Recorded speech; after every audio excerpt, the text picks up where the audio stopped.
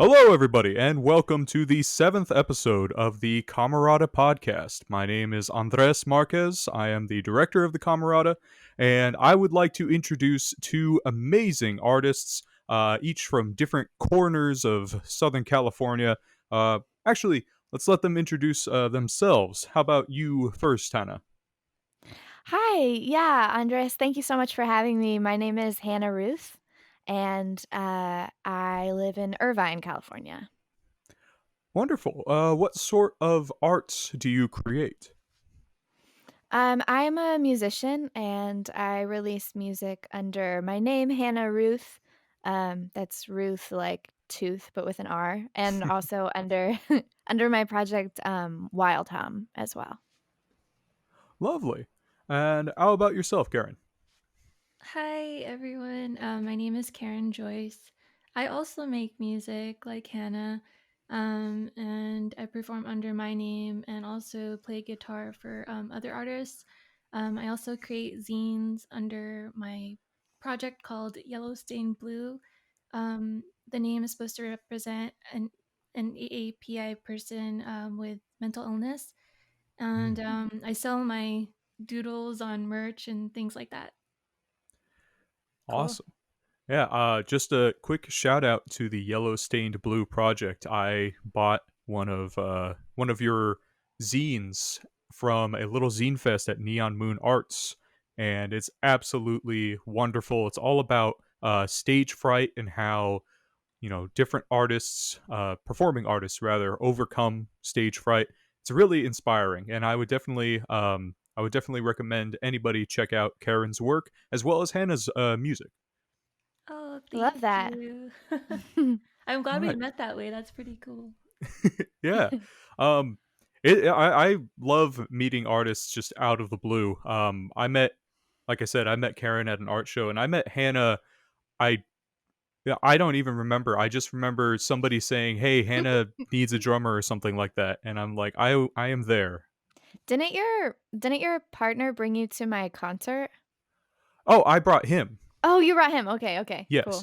Awesome. Um yeah, that was I think that was like, I don't even remember how I heard about that though. It was just, there's this show going on at the Den in Santa Ana, a wonderful little coffee shop slash performance venue, Mhm. and you were there, and it was awesome seeing you perform for the first time. It was really just like, you have an incredible sonorous voice, and it was amazing, just like immediately escalating from watching you perform to getting to actually perform with you. Yeah, that was so fun. I really miss playing together with that group. Ugh, I I can't wait know. for this I shit to be over.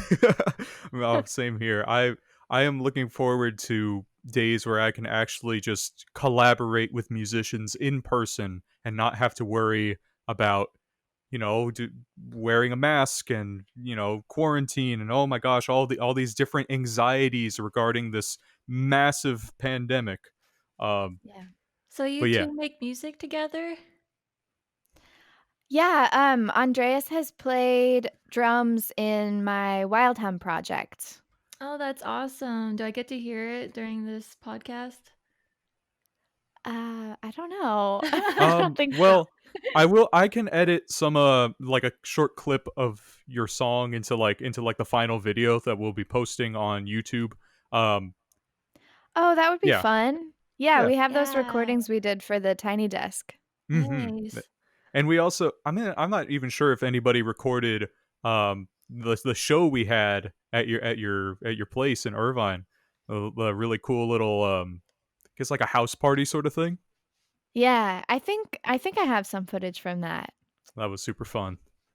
It Uh, was. Also, to Karen, I was just kind of digging around through your music while I was, I guess I was, what I Uh-oh. wasn't really waiting for anything because, as Karen let me know, I actually had their email in a previous text they sent me, so I completely dropped the ball there. But No anyway, worries.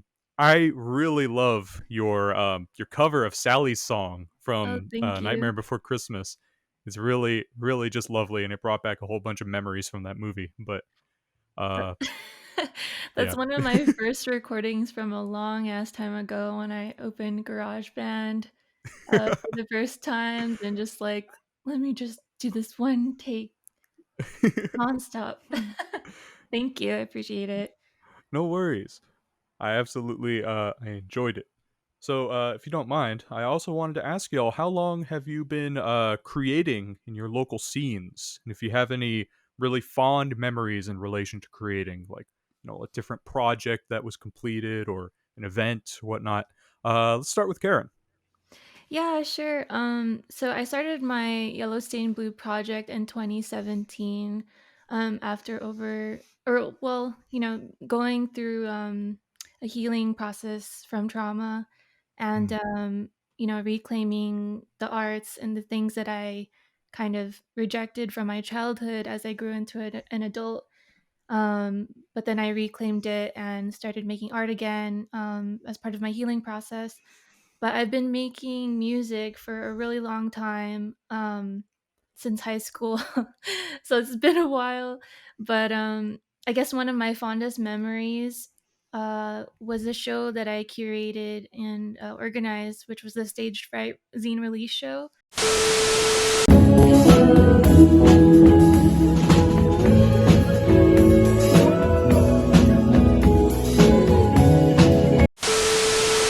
And I had Oh. 5 artists from the zine perform that night. I got to play myself, and I had my favorite zinesters, I think about 10 of them, and then the Salvi Vegan was the food vendor. I had my 2 favorite DJs, Joko and DJ Ladybug.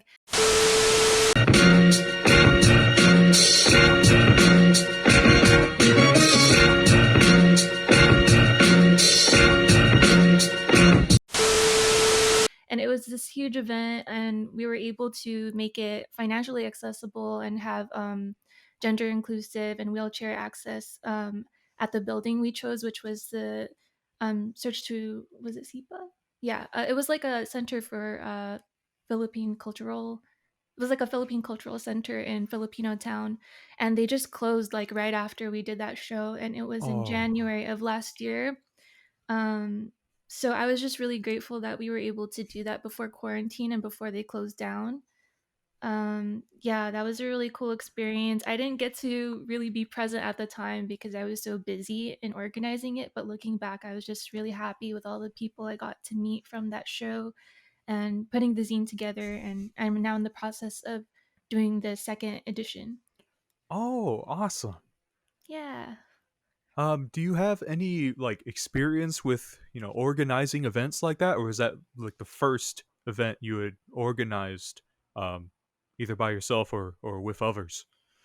Yeah, I did another zine release show before that, which was exclusively featuring like Asian artists, and also resources on gender and statistics on gender and sexual based violence and resources for that. And it was at the Smell in 2017 or Mm. 2018. And it was a similar type of show with uh, musicians from the zine, as well as a photo installation by Olivia Hermera Tanatorn, who takes a lot of photos of people who play at the Smell. Yeah, Mm. so just a lot of like DIY stuff and just trial by error, going to my other friend shows and collaborating with people. Yeah. Oh yeah. How about yourself, Anna? Very cool. Yeah, yeah, really cool to hear about that, Karen. I hope I get an opportunity to come to one of those in the future. That would be awesome. Um, Or have you yeah, I would play. love to. Yay. Yeah, I haven't heard your stuff yet, but I'm looking forward to checking it out.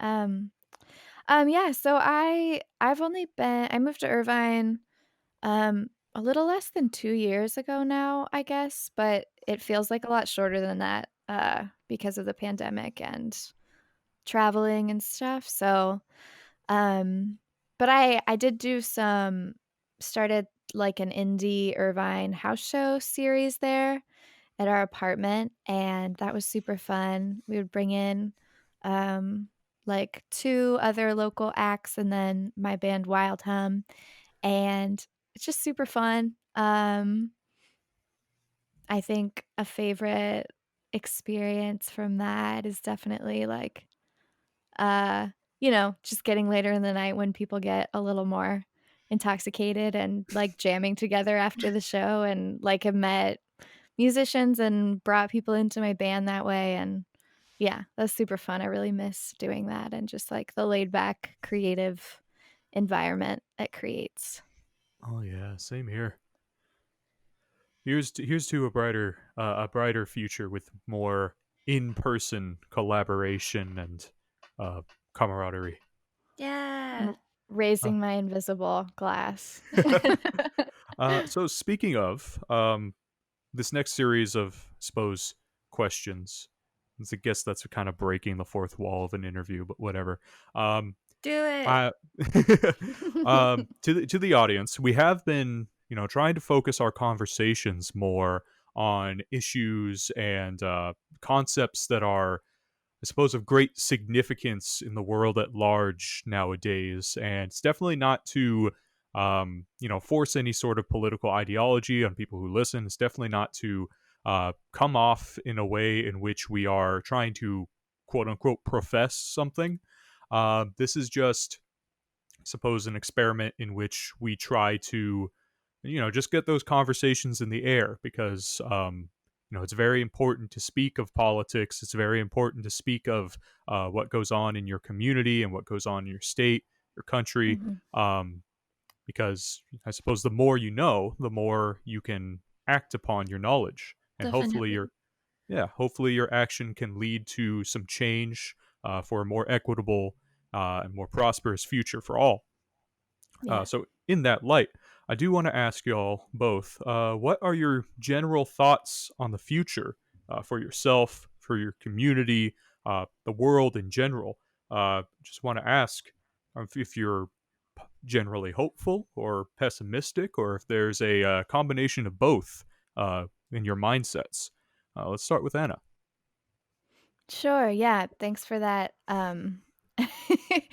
really huge question, Andreas. No, I love that you're doing this and combining the arts with bigger questions. I think Hmm. they go together perfectly, actually. So, um, yeah, I would say let's see, I'll start with you say, "Are you hopeful or pessimistic?" I mean, I think there are obviously, like, unprecedented crises facing us with climate change and just like the massive wealth disparity in our world right now, with like 8 people owning half the world and so much war and poverty and everything bad. Hmm. It's definitely, I don't know, I guess sometimes the realist in me, I would say, feels kind of like we're fucked. But I think, I definitely take, like, a hopeful perspective in my life because honestly, like, I think being pessimistic just isn't pragmatic, like, it doesn't really it doesn't add anything to the situation. So, even when I'm feeling, like, overwhelmed, I think I try to stay hopeful and, focus on, like, what I can do and what I wanna see in the world because that's how I can, like, use my creative capacity in a way that's beneficial. And that's yeah, that's what how I wanna live my life. So I guess in terms of my thoughts for the future, myself and my community and the world,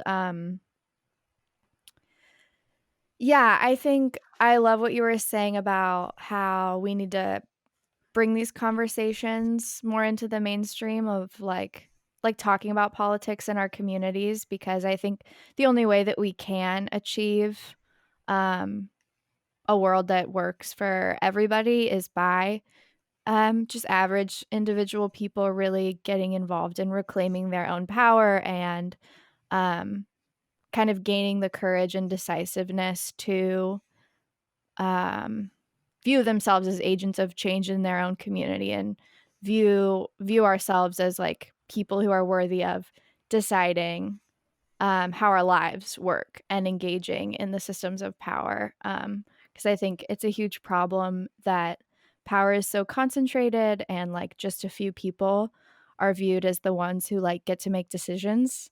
I think it's clear that that's not really working for anybody, and so, Mhm. yeah, just trying to be a voice, in my music and the projects I do to, like, encourage people to think about things in that way and, continue learning myself.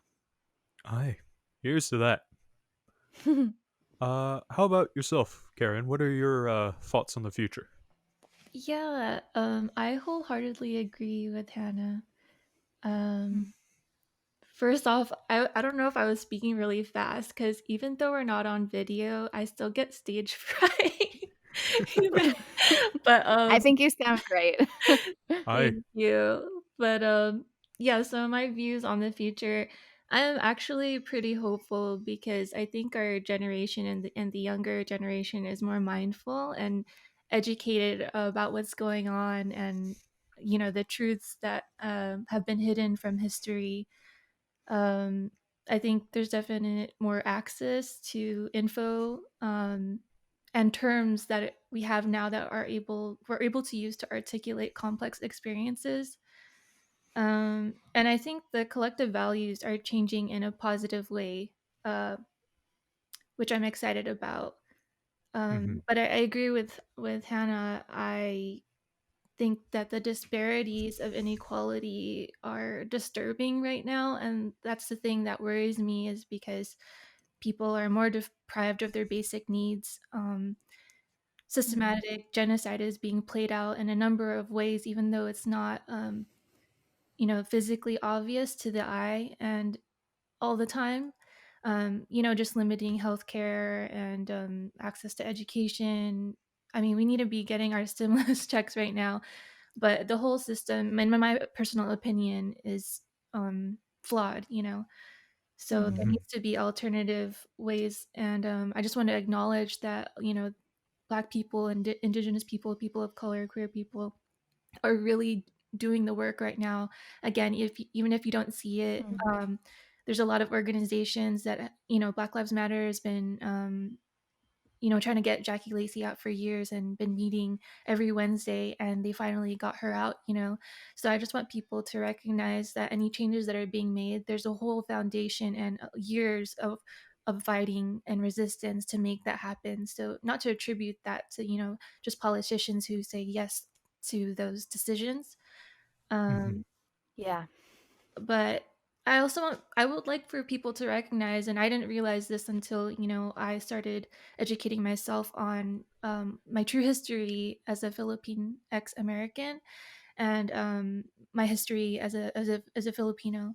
Um, that let me see, the environmental injustices going on around the world, and like Hannah said about with climate change, is a direct result of white supremacy and colonialism and imperialism, and all of the unethical practices going on in the world to support the greed and the hunger for greed for these Mhm. billionaires.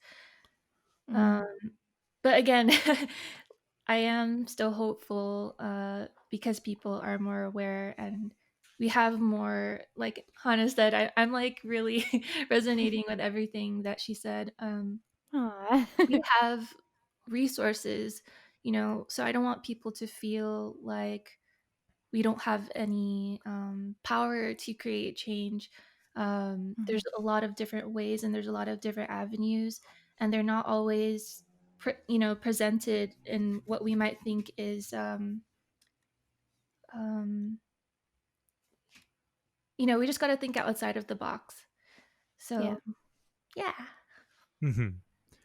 Yeah. On that note of hope from both of y'all, I do want to say that I guess drawing on both of your comments, um, I think that despite everything that has been going on as of late, this has been the most hopeful I have felt, or I have felt the most hopeful in this current period than I had ever really felt before. And Mm-hmm. it's mostly from seeing so many different individuals and groups of people who are constantly acting Yeah. towards a better future. Like, I had not been aware of all the different individuals and groups who are just in this struggle together. And it's really just beautiful to see Mm, people who are, basically, giving up safety in many regards, giving up, um, mm, they're sacrificing for um, what we would hope to be is a equitable future. And it's mhm. it's been so inspiring, honestly. Um, yeah, I guess that's my 2 cents in that. Yeah, and I mean, my the way I see it is giving up or using your privileges for good and giving up your power to people who are marginalized or don't have certain opportunities. I see it that way more than more so less than like a sacrifice, you know? The thing that Hmm. comes to my mind is like mutual aid and the way that people are rethinking charity. You know, charity is very like vertical. There's someone at the top who has more and then is sharing what they have with someone who has less, you know? But when you think about mutual aid, it's more horizontal. It's the idea that we Mhm. need each other and that we can exchange value and information with each other, and the power levels are, you know, they can be made equitable through that Mm, structure. um yeah. totally. Can I I bounce off of that real quick, Karen? Yeah, go for it. Thanks. Yeah. Yeah, I just completely agree with that. And also, I see mutual aid as like a recognition that in reality we are all vulnerable. Like I'm speaking as like I'm a white woman. I'm like a queer white woman, but I have the privilege of being white. Um, but the reality is that like in a system such as capitalism, um, that's designed, for, like, very few people to profit and for the people who move up in society to necessarily step on basically everybody else and, like, garner, take, the profit from their labor.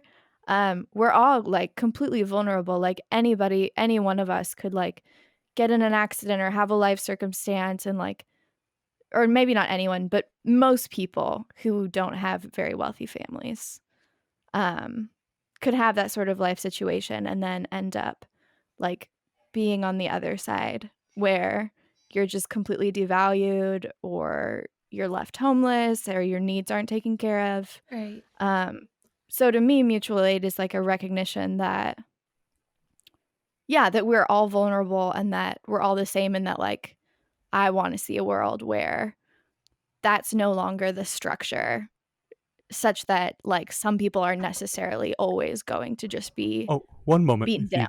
sorry, I have to check on something real fast. My apologies.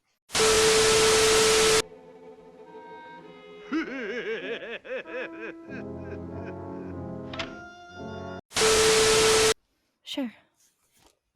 How dare you? Just kidding. Also, I'm sorry if I interrupted you, Karen. I got excited about what you were saying. Oh no, not at all. Please interject whenever. We're just exchanging, you know. Yeah. Yeah. I talk with some people who like the back and forth, and then some people feel, like, talked over, and so I Mm. try to weigh that in. Well, thank you for holding space in that way. And Yeah. likewise, let me know if I am doing that. Oh, I Hey, haven't noticed you doing that at all. oh, my bad. Hey there. Sorry about that. I just had to attend to something outside. All good. You're All right. good. Did you want to continue off what you were saying, Anna? That was the end of my thought, and just wanted to hand it back to Karen in case she had anything else on Oh, that. okay. Thank you very much. All right. I'm good. All right. Moving on.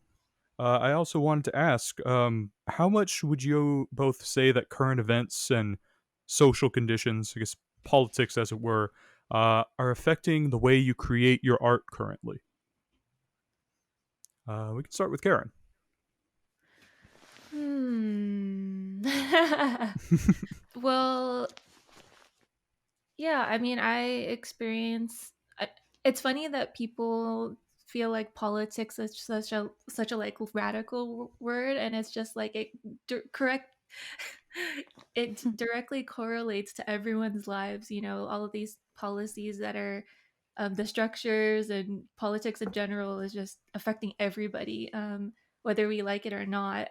So I can't not recognize that when I'm performing as like a marginalized person with my the identities that um are under marginalization, being femme, POC, queer, stuff like that. And that's what inspired me to put this stage fright zine together, because I was like, why am I so anxious all the time when I perform? And why am I performing when I'm not on a stage, when I'm code switching, talking to different types of people at the workplace, in within circles of friends or family? And why am I playing these different roles? What is the baseline of acceptability?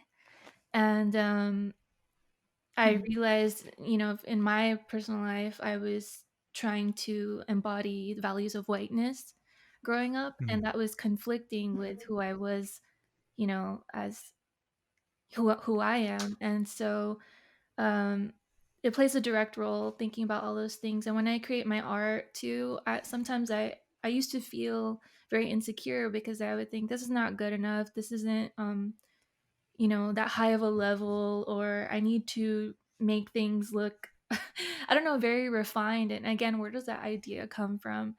And why is Mhm. emotionality and vulnerability os- ostracized? And so I'm a Yeah. very like emotional person, and I'm very imperfect. And Yeah, me too. yeah, and so those themes and mental health, all those things are connected, play a part in my music and my art. And I've only recently learned to really embrace those imperfect and like dark parts of myself. Um, yeah, so I'm just discovering more of who I am through the art. And before I was very angry and rageful and resentful of art and music, but I had to realize that I had to look outside of this Western capitalist bubble that I'm in. And it's very exhausting because this is the society we live in, and I have to recognize it, but I'm constantly compartmentalizing in my mind and my heart what's going on so that I can remain safe while being able to protect my autonomy and you know my own autonomy over my own self-expression. Mhm. Mm. I just wanna say I think that's really beautiful that you're embracing those parts of yourself, Karen, and I also want to apologize for misgendering you and acknowledge that you're they, not she. Oh, that's okay. Thank you. I yeah, I'm sorry. I was caught up in that. Um I do want to ask Karen, if you don't mind. Yeah, sure. Do you feel that how can I put this? Do you feel that expression of your, I suppose, of your inmost self, of your emotions and your opinions, um do you feel that that comes first when it comes to making art? Above all other, I suppose, obligations there might be. Yeah, I mean, I wouldn't say that's the most important part, but that is a driving instinctual factor. Mhm. And especially art is like an emotional uh it's like an emotional way of being. When you're creating, you're not really being super cerebral about it, which is why I love it so much, because I'm able to just tap into my emotions and be present. um and then I have a retrospection and reflections of what I'm creating afterwards, or even during. But Mhm. yeah, when I start something, sometimes I'm just driven by like, let's just try something, or I'm sad, let me play this on the guitar, and then the words come out after, or I write a poem first and then construct it. But yeah, that is definitely the driving force most of the time. Initially is the emotion. for me. Awesome. I get that. Yeah. I was just asking because, and this is something that's kind of come up within my own thought process.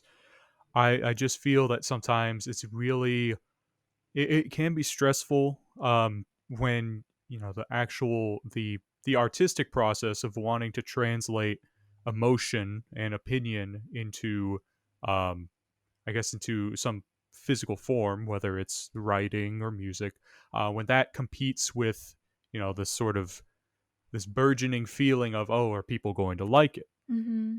And I always translate, when I think about that, I translate, are people going to like it, into, are people going to pay for it? Are people going to support me, quote Mm-hmm. unquote? Mm. Yeah. um and that I feel like that is almost perverse in a way, just to kind Yeah. of you know what I mean. It's very, I don't want to say gross, but it just feels like it's a sort of uh Feels cor- inauthentic.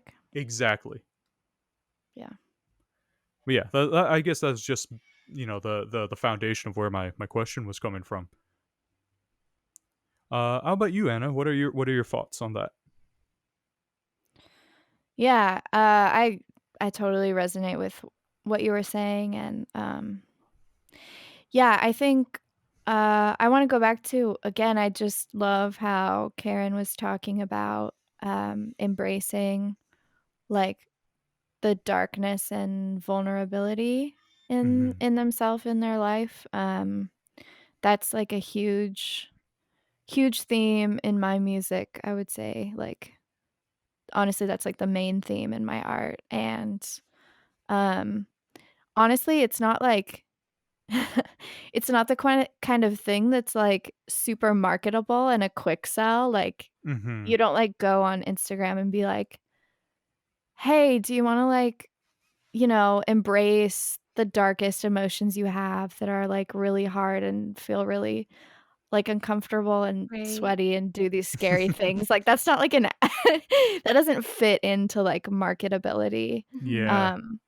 but to me, it's like it's the reason I initially created music was to express those things. The reason I share music is to, like, experience that connection with people when I'm performing that and, like, displaying that part of myself, and I think what I'm offering is, like, so much more valuable than things that are, like, quickly marketable, and, I mean, I think in terms of, like, sustainability as an artist is definitely something I'm trying to grow and spend a good deal of time thinking about, but I also think, like, in the long run,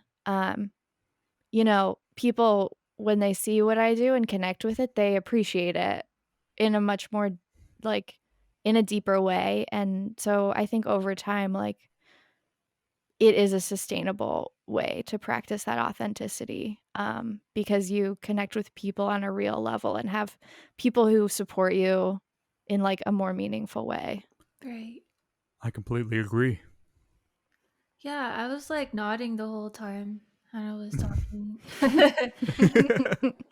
uh, yeah, I think it's like important to develop relationships with like your audience.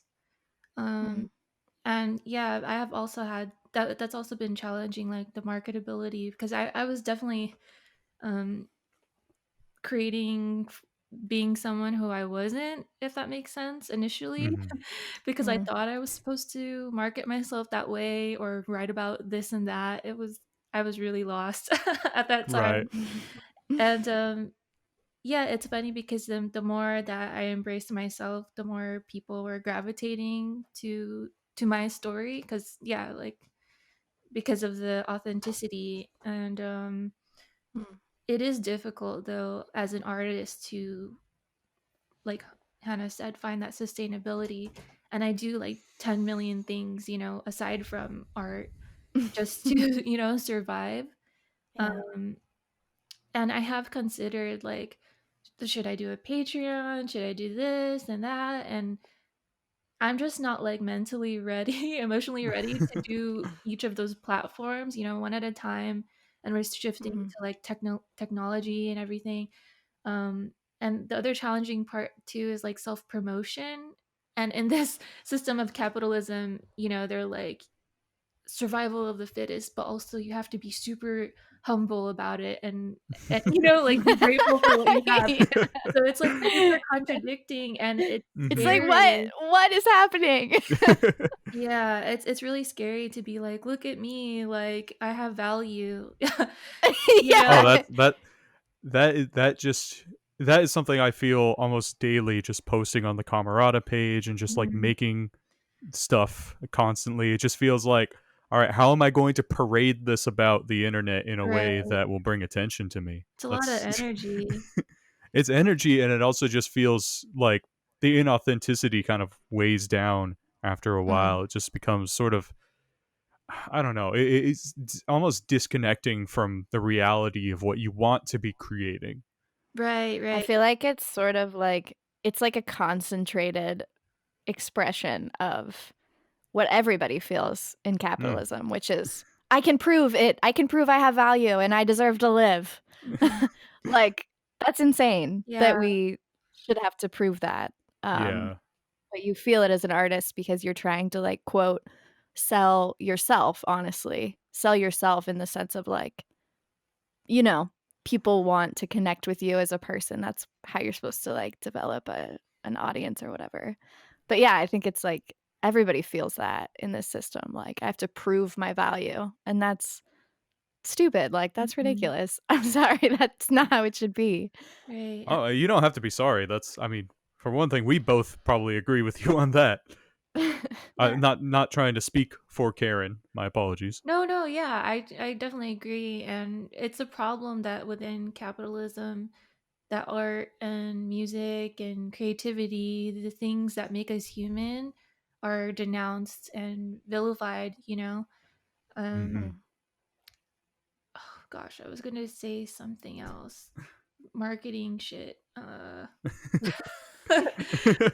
My bad. No, no, it's okay. It'll come back to me. I'm done. If All right, if you don't mind me moving on, uh, I did want to ask another question. Um, is that okay? Of course, ask it. This is your show. My bad. I'm sorry. In any case, you two are both creating art that reflects mindsets and worldviews that are traditionally overlooked, fought against, and even feared. That being inclusive, feminist, anti-capitalist mindsets. Um, and if you don't mind a short tangent, an anecdote, I was reading an article in this really cool collection of articles called "What Future." It's a real. I would check it out if you have the time. It's really just mind provoking articles regarding the future from a variety of perspectives. And this one woman, she was writing about how she had discovered an article from, I believe, like the early 1990s, where a panel of scientists were basically asked, "Okay, what are the worst possible futures that you could come up with?" And no shit, their worst possible future was labeled a feminist future. And they go on to explain, they go on to explain, like, oh, it will be bad because feminists don't believe in science, and they think that science is a What? white man's uh kind of conglomerate of incorrect thoughts, of outdated thought. And it's like, this couldn't be More any wrong. more. Yeah, it's almost like, just barbarically, um, a misnomer of what feminism is. Yeah. But um, and that's all just to say that still, like 30 years later, um, feminism and anti-capitalist mindsets and all sorts of, I suppose, well, mindsets and worldviews in general that are trying to bring about equality and progress and equitability, they are still feared. They're still seen as a unknown that shouldn't be ventured into. And I think that any artist and any creator that tries to, actually illuminate what these thought processes are about, and creates using these thought processes, I think that's it's beautiful and it's brave. And Mm. in that sense, I did want to ask y'all, what words of encouragement do you have for creators and activists and the like that are also trying to create more space in the world conversation for these mindsets and will definitely encounter resistance on their journey? Start with Anna. Yeah, thanks for that uh beautiful question. And I mean, I guess there are a lot of directions I could take this answer, but the first thing that came to mind um when I was reading it was just like find your family. I mean, I know for me, like I come from like a very religious, kind of like regressive group of people.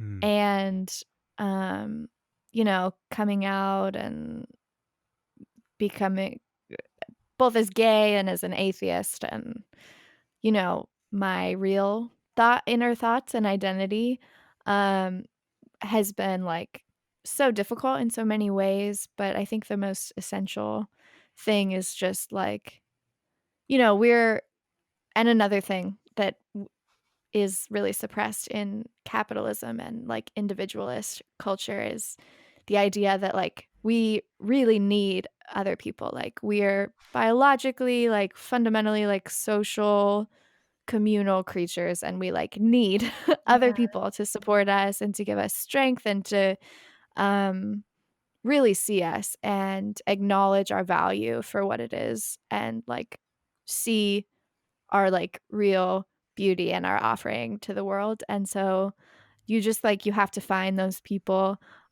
whether that's, like, a romantic partner or circle of friends. Probably, I mean, I would recommend both. Have been good for me. I think that's just so essential in having the strength and courage to be who you are in the world hmm. and use your voice. Definitely. I can attest to that. How about yourself, Karen? Yeah, encouragement. Well, having the awareness of the injustices that are going on and the systems and structures that are in existence is very exhausting and isolating once you Mm, understand those things. And that's because, we're conditioned to believe the values of capitalism and white supremacy and patriarchy. And not to say that it's anyone who's living right now, it's their fault, this is, it's been in effect for hundreds of years. And so I feel like it's our personal responsibility and collective responsibility to unlearn, unlearn those things and again, embrace the things that make us human. Um, Mm, and mhm. prioritizing safety uh, and your joy, that everyone deserves to feel pleasure, feel joy, feel, rest, all those Yeah. things that are anti capitalist. And holding space, for ourselves and reaching out, asking for help to people. And, using discernment is really important for me. Like, yeah, not making assumptions and just investigating, when you're talking to people, and be clear about your stance so that you can, repel people that you don't align with and attract people that you are have a similar mindset, hmm. and then, finding your chosen family, creating kind of like a crisis support for yourself too whenever you feel exhausted or burnt out, creating self-care rituals for yourself. um Mm, what was I gonna say? Yeah. Oh, even within my own community, within queerness, within the Philippine X community, I can't trust everybody because everyone is an individual person. Everyone has their own experiences, and there's intersectionality. There's privileges within the queer community. There's privileges within the POC community, with colorism and all of that.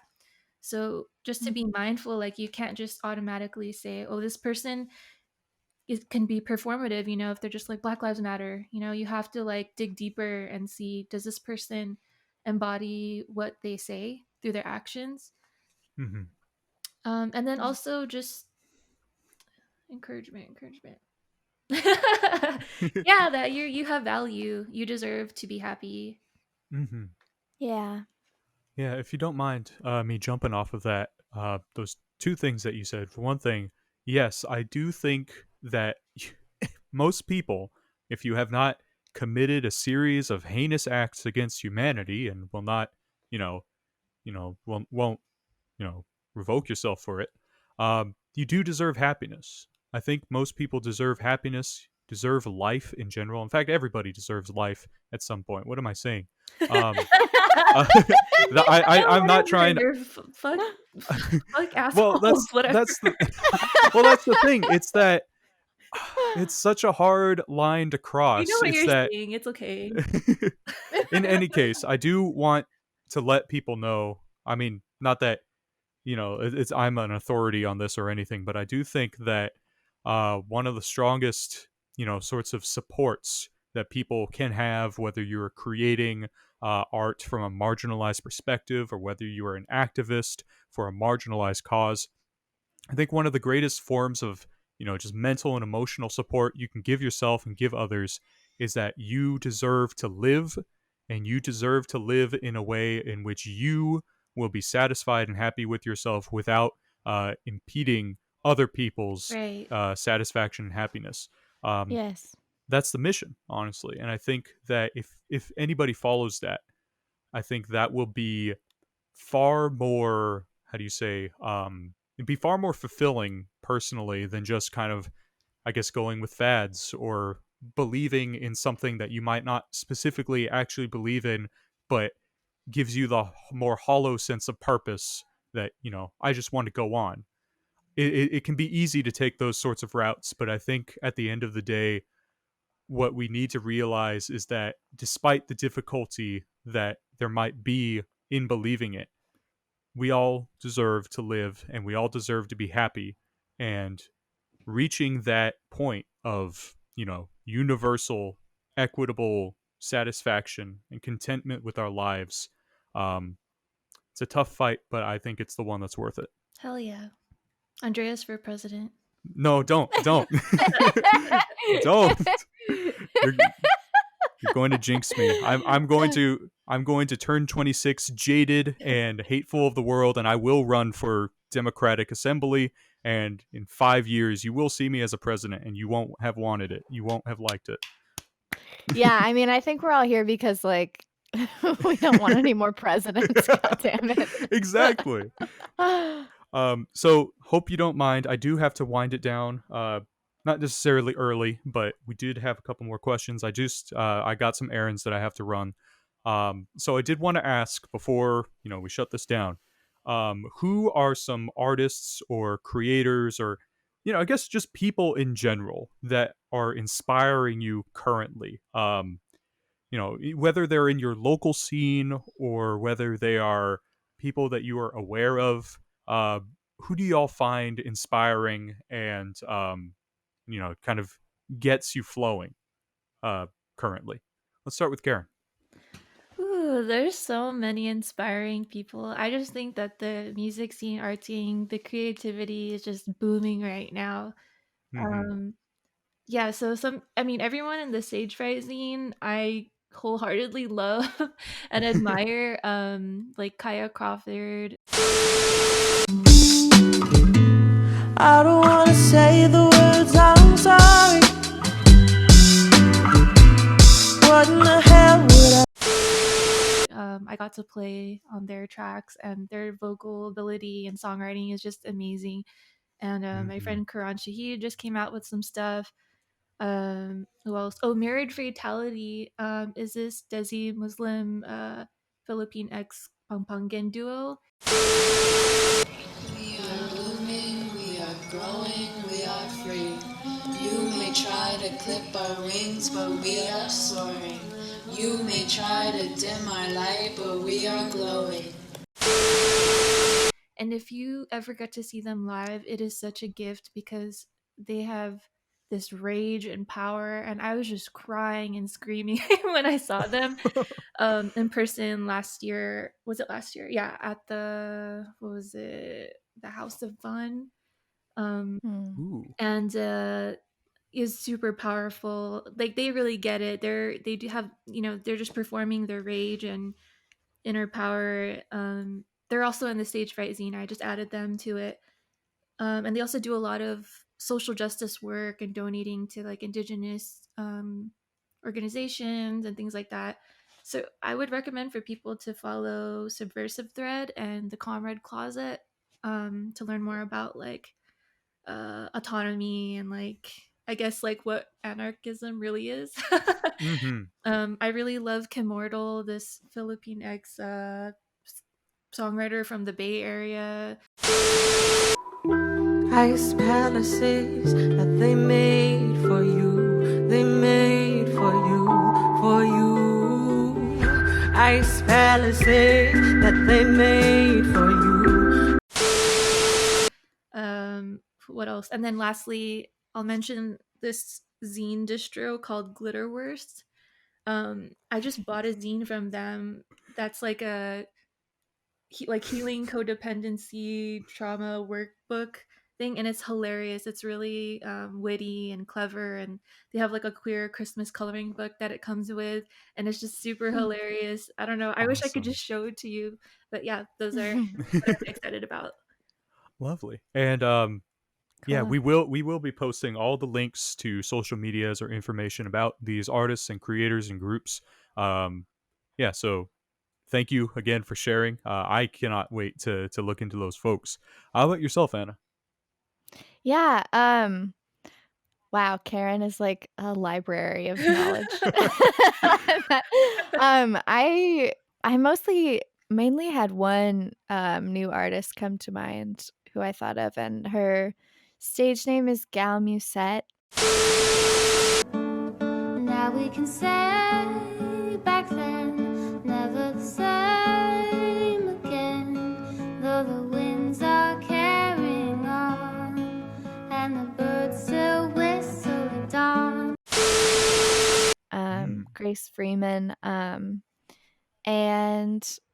the first song that I heard of hers is called Mother. She put it out on Earth Day, and it's like a song to Mother Earth, and I think it's so beautiful, and I just love how it like does a really good job of connecting like a social issue like the climate crisis with like the very personal emotional aspect of relating to that issue. So yeah, I highly recommend her. She also just released an EP. Awesome. And she's also involved in different like activism stuff and recently played in an anti-racism concert that I put on.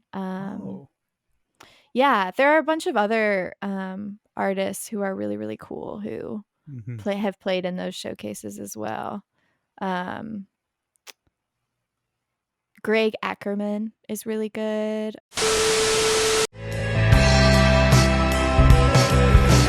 That's enough. Keep saving up your weekends for this kinky stuff, 'cause he doesn't really care about you, girl.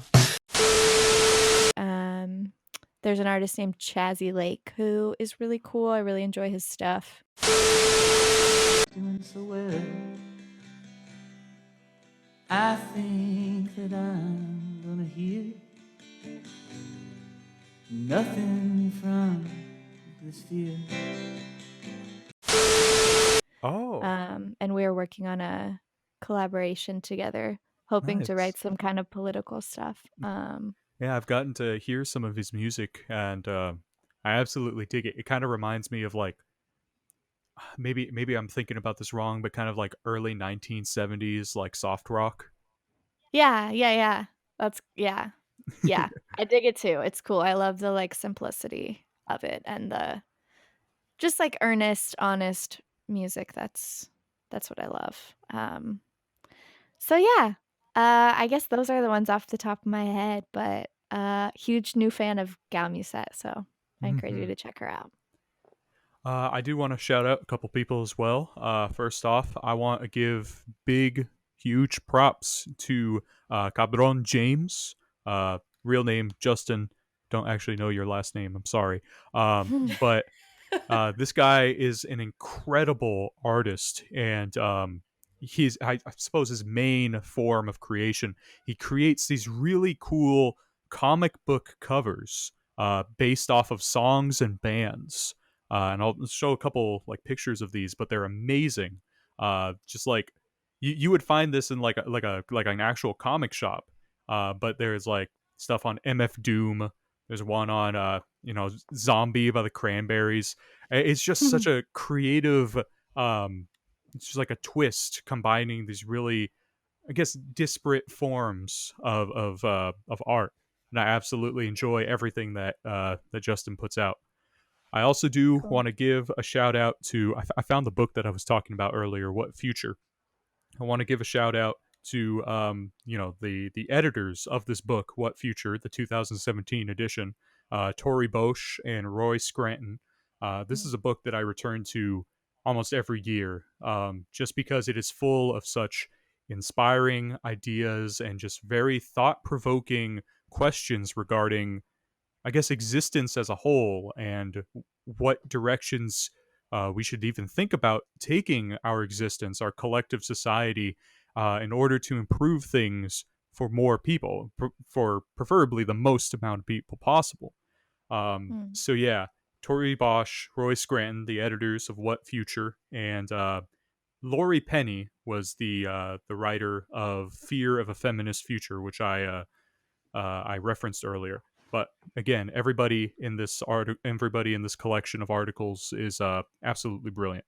So yeah, that's basically my end. Really cool. Woohoo. Yes. So Well, thank you. I just want to say thank you so much, Andres. And Karen, it was really nice to meet you this way, and you guys are both just gems, and it was a privilege to be part of this conversation. Oh, no worries at all. Likewise. That's basically what I was going to say. Thank you both for wanting to take part in this conversation on the podcast. I really appreciate your presence and your thoughts. Thank you, Hannah. Thank you, Karen. And I really do hope that if I don't at least get to see you physically again soon, we get to have more conversations in the near future. What's your IG, Hannah? Oh yeah, it's just at Hannah Rooth, just like my name spelled on the screen. And I'll follow you back, and I plan on listening to your music this afternoon. Oh, Mhm. thanks. Yeah. Karen, what's your IG? Mine is Yellow Stained Blue, and then my music one is just Honey Boba Dough. Just go on Yellow Stained Blue because the other one is in my bio, so it's easier to. You don't have to spell it right now. Just a quick tangent. I think like every 2 days or so, I'll see Karen's story, and there will be like 3 consecutive pictures of an adorable stuffed animal puppy that I absolutely. It is the most amazing thing. I absolutely love that. I'll send you both stickers. I have stickers of my stuffed friend. Yeah, Cool. yeah, and they're on my Etsy too. My Etsy is Yellow Stained Blue, but just send me your mailing address and I'll give you all the stickers. Oh, Oh my gosh. You're such a cutie, Karen. I'm looking at your Instagram right now.